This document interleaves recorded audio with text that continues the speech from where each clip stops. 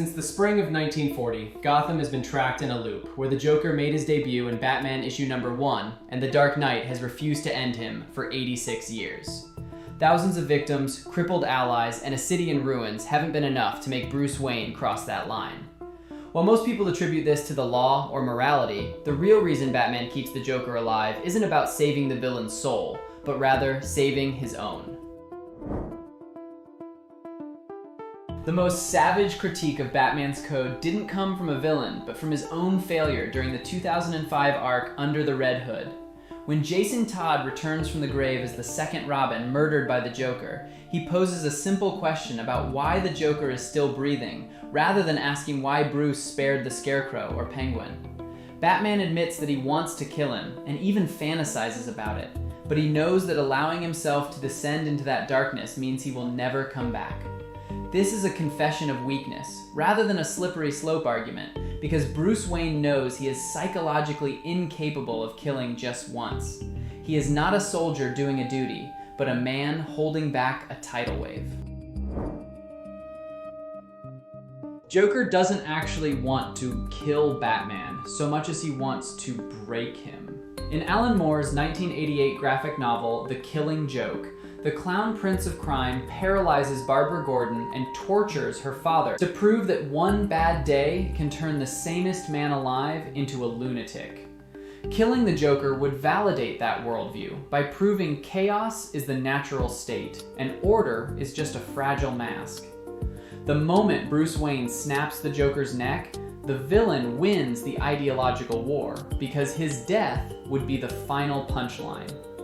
This codependency creates a perverse stalemate where Batman protects his enemy's life to preserve his own worldview, even as the body count rises. We don't have to guess what happens if the code breaks, because DC has shown us the apocalyptic aftermath. In the 2013 Injustice Gods Among Us timeline, Superman killing the Joker after the destruction of Metropolis results in a totalitarian regime where freedom dies under a steel boot.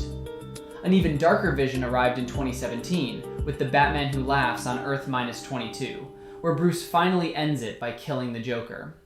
As the villain dies, his heart releases a concentrated toxin that infects his killer and transforms Bruce into a hybrid of Batman's tactical genius and Joker's total lack of morality.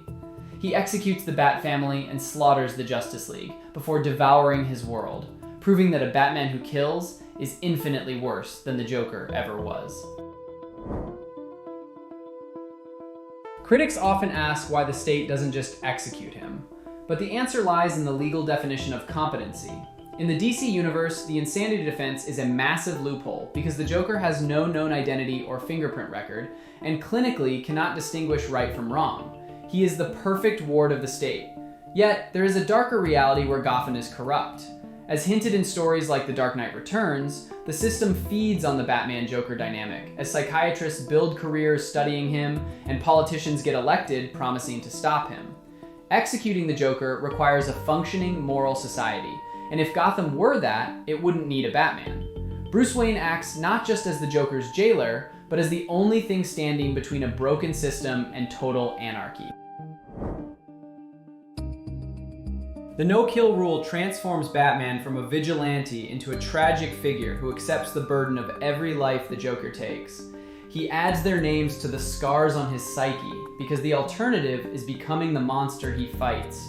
He is Sisyphus, pushing the boulder up the hill, while knowing it will roll back down the moment he sends the Joker back to Arkham. This thankless and bloody job offers no resolution. Batman doesn't spare the Joker because he thinks the clown deserves to live, but because Bruce Wayne doesn't deserve to die. That single rule is the only thing separating the Dark Knight from the villains he hunts, creating a thin line drawn in blood across 80 years of history. It remains the most frustrating, dangerous, and fundamental part of the mythos. If you want more detailed analysis of the psychology behind Gotham's broken heroes, subscribe to the channel, and I'll see you in the next Shadows.